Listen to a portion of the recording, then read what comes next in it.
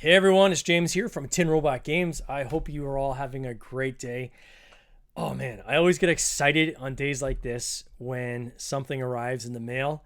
And in this case, it's a production sample of Happy Heights, which is a new game I have that's coming out on Pocketopia. For those who don't know, Pocketopia's BackerKit has their own version of crowdfunding. So much like Kickstarter, there's Game Founded, then BackerKit, who's a pledge manager, also has their own version of crowdfunding. And one of the cool things about BackerKit that the other two platforms don't do is they'll often have like themed events where they'll do like a crowdfunding campaign that's for multiple publishers at the same time, where the publishers themselves can put their own things forward, but also cross collaborate and do some cool things together. So we're actually doing that as part of this campaign, which is called Pocketopia. So it's all games and accessories that are kind of like travel size or something that somebody can take with them, for lack of a better word, kind of like pocket size. We've cross collaborated with a couple different companies. First and foremost, with Analog Game Studios, who's doing Kill the King. I've played that game; it's a lot of fun, like Love Letter, but more vicious. So I love it. And so we're going to do a cross collab with them where there's going to be some savings if people back both campaigns. Or I think we might actually have Kill the King as an add-on package to our campaign, and vice versa. He'll do something with Happy Heights on his campaign. Then we've got what's called these different banners. They're themed. Ours is called Quick and Thinky. And we've got 7 different publishers that are part of that. Play to Z Games. So people know Zev, who was on the podcast. He started Z-Man Games. Now he runs Play to Z. He's on there with some other publishers as well. So it's gonna be a lot of fun. And that cross collab will be essentially if you back 2 or more games from that banner or that grouping of publishers, then you get an exclusive thing from each of the publishers. So in some cases, it might be enamel pins. We're still talking as a group as to what ours will be, but some are actually talking about doing promo cards, which is kind of cool too. So we might do promo cards that if you back multiple campaigns, you get those as part of the campaigns. But anyway, today, people that know me when I put games in the marketplace, I am a big fan of not just kind of creating prototypes, but actually getting production samples made and then using those to go to the reviewers. I also get a sample for myself, and I use that to create my marketing materials for the campaign. So the campaign video that explains the game, photos, anything I need where I need to actually show the game where I'm doing the creative myself, I need a production copy to do that. And that's what arrived in the mail today. So I am going to open this live, and we're going to look at it together. Fingers crossed, things are awesome. Those that have caught these in the past realize things aren't always awesome, and sometimes things have to change afterwards. But again, because these are production samples, not a problem. I can just change it later on. So let's crack this open.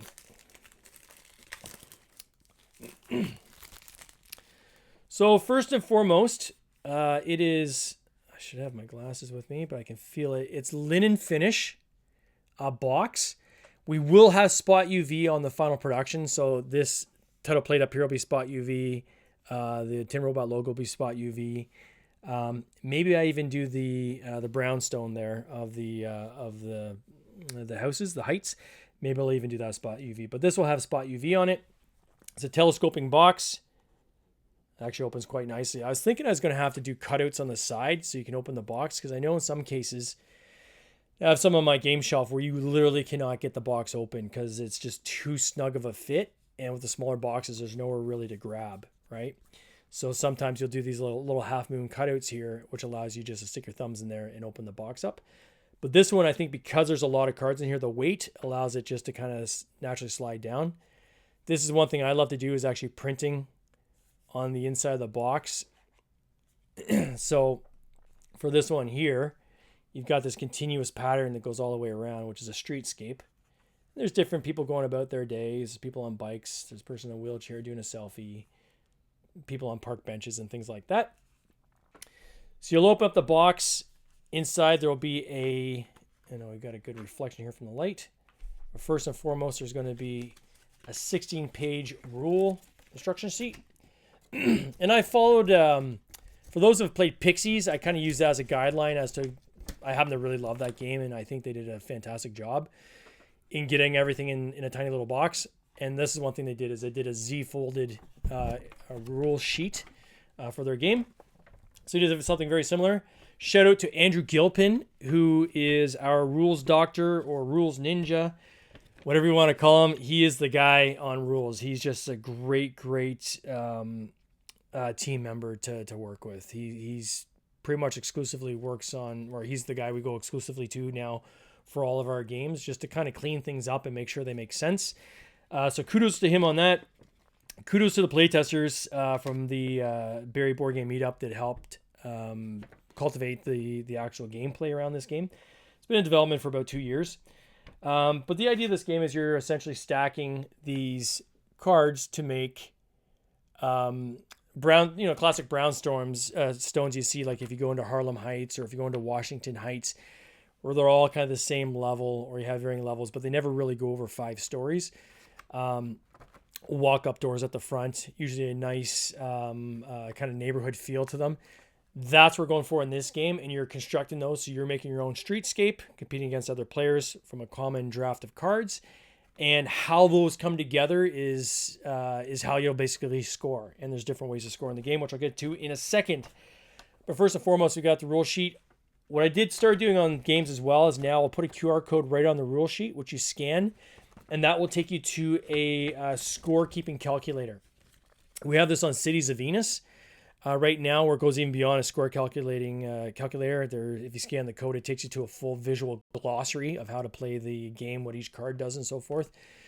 That web app works very, very well. So for this one here, we did a scorekeeping. I think the rules are pretty straightforward in the fold out, but certainly there's a lot of point calculations in the scorekeeping. So we have the app that helps you with that. All right, so we have that. Next inside, I was really excited about this. You can see it comes with a metal key. And so this is something that I had 12 different manufacturers quote on this game, and I ended up going with Yart Games. So shout out to them. They're a newer player on the market. From what I see here, they're very good, and I'll probably use them again. So this is the first game I've done with them to kind of test the waters and see how they are. Pretty happy so far. But they were able to source this key for me. So it's not plastic, it's actually metal. And this is your first player marker. So a kind of key to the city that'll be in every game. Then inside the box, open it up here. We have your deck of cards, 88 cards. See if I can open this up without damaging them. Let's see here. Come on. There we go. Keep clearing my throat. Just getting over a bit of a cold. I'm pretty sure I had COVID about 2 weeks ago. So I'm on the mend still. But so this is the deck of cards. So anytime I use a new supplier, I'm always nervous about the cards, because this is the one place that manufacturers can really kind of cheap out, and you get them and then you're like, they're super thin, or the linen finish isn't really super linen finish. And linen finish for me is really important for shuffling and just card feel at the table. I was playing last night, as that game night, I was playing The City. I don't know how many people played that. It's a very quick engine builder. A lot of fun. Super love it. One of my favorite games, actually. But what I absolutely loathe is the card quality is just absolutely horrible. There's no linen finish on those cards at all. They feel awkward to shuffle. It's not comfortable. Any game I ever put out has to have linen finish cards. So these are the cards. The top 6 will be your blueprints. So everybody gets one of these cards, and it's an area that sits in front of you that acts as a reserve area to put your cards. So when you're doing this draft, everybody starts off with a secret reserve card. And then when you're drafting from the market, you can choose from one of the cards in the market or blind draft from the deck. And when you take that card or that building lot, then you can look at it and decide, okay, do I want to build this in my tableau, or do I want to swap it with my secret card? And then that card gets flipped over and becomes secret. Obviously, people have seen it, but maybe their memory's not. They can't remember what you put there. But you have to place a card in your tableau every turn, every hand. So this just gives you a little more agency over, if you're trying to get that right card, maybe you want to delay putting it till later. Like a penthouse. Using certain shops can be used as penthouses. Those materials can be turned into a penthouse, which acts as a multiplier for your brownstone. In those cases, you may not want to put a penthouse until you get that building a little bit taller. So in those cases, you may want to reserve that and then try to hold that later for later on. So there's also a quick little reference key on here for some of the key scoring mechanisms in the game. So for instance, just a reminder that matching neighbors, you get 2 points every time you can have the same neighbors on the same level. It gives you 1, 2, 3, and 4 parks. You got increasing point value, buses and subways, how that scores. And then there's this kind of thing at the bottom that says when things are not equal, you get plus 4 points, and it shows arrows each side. That icon will show up on a card. So this is just to describe what that actually means so people understand is when there's no duplicate colors, you're going to get plus 4 points on your street. Next, we have the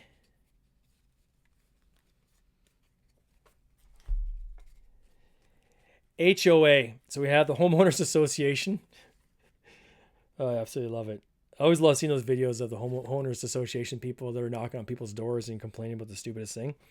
So what these are is these are bonuses. So they're first come, first serve bonuses. So if you can hit some of these bonuses, you're the first person to get a building to 5 floors. You grab this card, gives you bonus points at the end of the game. If you're the first person to create a 4-unit block, all the same color, bonus at the end of the game. First person to have both a bus stop and a park in your village or in your city street, 3 points. First person to demo lots. I'll show you demo lots in a second, but if you demo 4 lots, plus 3 points. It's not necessarily a good thing, but it's a good way to offset the cost of doing that. This one here is Animal Lover. So first person to have 6 windows that show the animals. There's only 2 in the game. One being held by, it's a picture of my niece Megan holding her rabbit. And the other one is a cat that I used to have named Jenny. And then diversity. First person to have all 10 neighbors in their tableau. And I know see if we can get the... this camera is not sharp enough. Okay, you get it. You can see there's images there, but there's 10 people there. And I'm not going to say who the people are yet. We do have some content creators that are featured in this game. And as part of our campaign, I think we're going to run some kind of contest to get people to see if they can guess who they are, and that'll be part of the fun. And so we've got content creators in here, and then there's some other people that we feature in these windows that are people that have been affiliated with this game. And but in total, there's 10 neighbors. I think one thing we're going to do as part of that banner promo and promo cards is rooftop patios. I was thinking of having as a couple bonus cards that could be part of that. If you back other campaigns, you get those that you can add into your deck as well. Still thinking that through. I've got another week or so to finalize that, but that's kind of where I'm headed, in which case I could feature even more content creators from across the industry. Then we go from your Homeowners Association bonus cards to then our actual deck of cards. Now the deck of cards, I'll get into like the different buildings in a second, but essentially what you have is on the back of every card, of course you got Happy Heights, it shows things under construction. We consider this a demoed building lot. So when you're placing your tableau down, so say I have a tableau like this, and I mean, the cards have to be shuffled, so they'd never be the exact same color like we have here. But say I had a building lot like this, and this is in my tableau. But oh, wait a second, I need to build something else, and I've already maxed out my 5 wide build. You can only go 5 wide on your building lots. I'm gonna get more points if I had something else there, but this is in the way. I can flip these cards over, and then they become a demoed. So I scooch them down. So they're basically the dirt, and then I start building my lots on top of there. And so you can demo buildings. It's a cost because I lose the points I would have had when I built that building. But it allows you to keep building in areas where maybe you've got some better options. I want to do a shout out to Matt Moyen on this one. He's one of our key playtesters. He's with Udon Comics, and his idea was to do this kind of bones and stuff in the dirt underneath, which I thought was just brilliant. So cool. I want to give him a shout out on that. That was a great suggestion. So we incorporated that in the game. So when you can continue to build, then you're going to build like this, and you just keep building up there. And this stuff is now down on the ground at your tableau level. In this game, you're building, as I said, 5 cards wide, max height. So the building restrictions you have, zoning restrictions you have is max. You can go as 5 high. And there's only going to be 12 building lots you're going to build. So after everyone's drafted 12 cards, so we go around 12 times, then you count up your scores. So there's 2 different building types. We have, I'm going to show one here, that one, and I will show you, say this one here. Okay. So, and of course, because they're linen finished, they slide. So I've got, this is a basic building that you would have. And at ground level, this is worth 1 point. So automatically it's going to be worth 1 point. If I had then at a later time add another floor to this building like so, it's worth 2 points because the color is continuing from the ground floor up. And the longer the chaining, continuous chaining go of color going up, you get a point per color going up. If you can put a penthouse on that matches it, you then get an additional, in this case, it says 1 point per heart in that building. So it's a multiplier. However, when you're laying your cards down in your tableau, you have to make a decision. Do I want this building to be ground floor? Or do I want to use those materials to build a floor on top of an existing building? So once those materials are used to build a floor on an existing building, they're no longer the original building you're going to build. So for instance, this is a fire hall. And if I'm building a red building, this building here says I get plus 4 points if I have a fire hall on my street. So if I build as this building and I build the fire hall, I'm going to get bonus points just because this building has a bonus that says, hey, if this is on your street, you also get these additional points. But I might make more points if it's a large tower of red, and I use these materials instead of building on street level, and I turn it into a penthouse instead. You tuck it like so, and always show the top level windows. It's no longer a fire hall, but now I've got a multiplier. I can use it as a multiplier. Or maybe I have a fire hall, but then I draft another fire hall card. Instead of putting it at street level, I can now use those materials and put it into the building. Same with your base buildings. This one here says 4 points of the fire hall, but maybe I don't want to have 2 of these at ground level. It's going to make more sense. I'm going to make more points if I can stack them like so on my street. And the idea is, again, to try to build up and wide. Now, you may have noticed on some of these cards that you've got neighbors that match. So if you look at this one, you've got this couple, and I'm not going to say who they are because it's going to be part of our contest later on. But you've got this couple here and this couple here. It's the same image.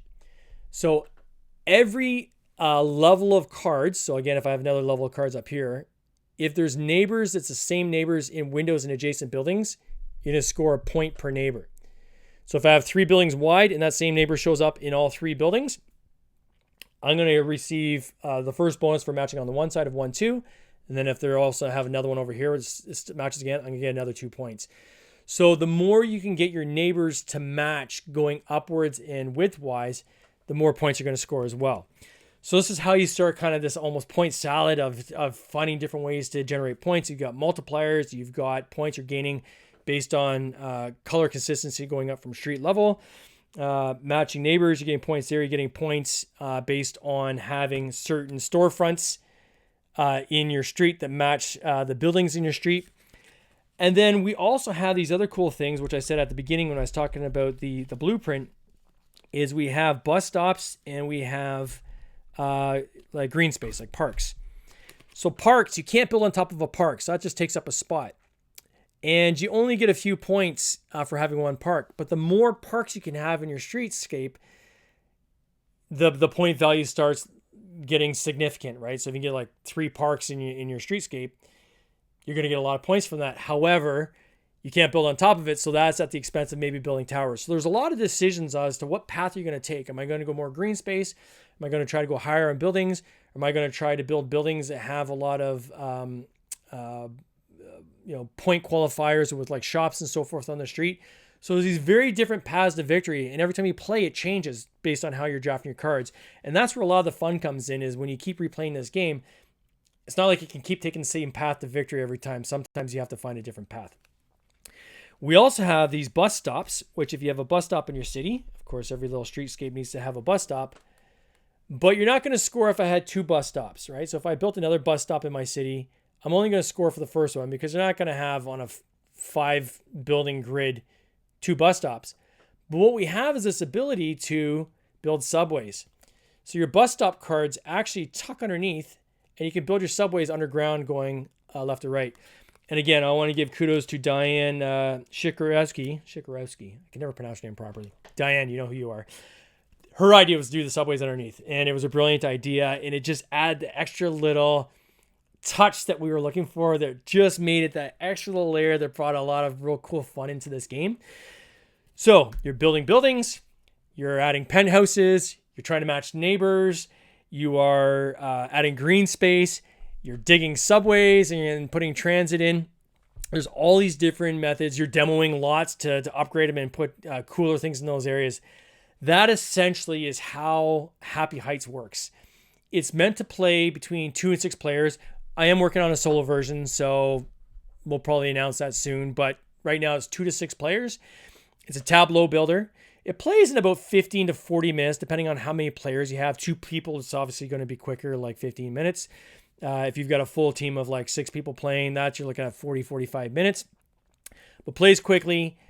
Card drafting, lots of decision-making opportunities where you can kind of set your strategy so you're not just caught based on the luck of the draw. You always have options. And it's up to you to see how high you can score your points. And then every time you play, well, can I beat the score that I did last time? And of course, calculating those points is very easy. We do that with our score-keeping app that we have in a digital form you can do on your phone. So that, my friends, is a box opening on Happy Heights. I'm incredibly happy with the quality. Again, kudos to Yart game manufacturers, or Yart Studios, or whatever. They're just Yart. I call them Yart. They're based out of China. They did a great job. They did a really, really good job on these cards. I think, and I always see things I want to tweak. Here's one thing I can tell you I want to tweak right now is if I look at the parks, I'm not sure if you can see this, but this is the kind of thing you don't really see until you get it live and in your hand. Yeah, I think of the contrast. Oh, I can see there. See that cloud? See how it's really close to the edge of that card? I'm probably going to pull that cloud in about a quarter, maybe a 16th of an inch, because what's going to happen now is when the cards are kind of being shuffled and off to the side, but somebody might be able to catch just a glimpse of the card that's coming up next by having that cloud there. So I'll probably tweak that, make that cloud go over just a little bit. I'm very, very happy with how well the cards fit on the background. You have to build a bleed. So that's where the graphics extend past where you're going to cut. So when you do the cut lines, everything's clean. It's tough when you want to have a building with just a sliver of cloud and sky behind it to make these things stack properly. They did an amazing job. These cut essentially perfectly the way I want them. So I'm very happy with how those landed. The color's good. I have no complaints. This is ready to roll. I'm certainly going to be looking for a lot of feedback as we go through. We're going to create a launch party with Happy Heights as well. There's a cool feature that BackerKit has where you can have a participative conversation, even leading up until when we launch, then during launch. I'm going to be counting on your help with that because you rank on their page based on the conversations going on around your game. So we're going to be looking for a lot of conversations. So please, lots and lots of comments. And the content creators, I'm excited to see if you guys can guess who all 5 are. Some I think are going to be easier. I know one's going to be probably pretty easy. But the other 4 we'll see. I'm hoping to see where you guys land on that. And again, thank you so much for watching this opening and sharing this journey with me and sharing, quite frankly, all of Tin Robot Games with me. I couldn't keep doing this if it wasn't for all of you really being there and supporting us along the way and cheering us on, and quite frankly, supporting our Kickstarter campaigns, our crowdfunding. That's kept the engine moving forward. And there's a lot more exciting things that we still have to come. Sometimes I'm laying in bed at night and an idea pops in my head of the next game we could do. I definitely want to go in this direction of more small box games because I definitely see this as a trend that's coming down the pipe just with the global shipping rates and things, kind of the disruptions globally. at the end of the day impact shipping rates, right? So the more you can get things to people in a more efficient manner, I think the better. So I've got a couple ideas on some small box games I'm going to be coming with probably after this one, but this is the first start. And I just want to say thanks, guys. I hope you're having a fantastic day. Anyways, all the best. Cheers.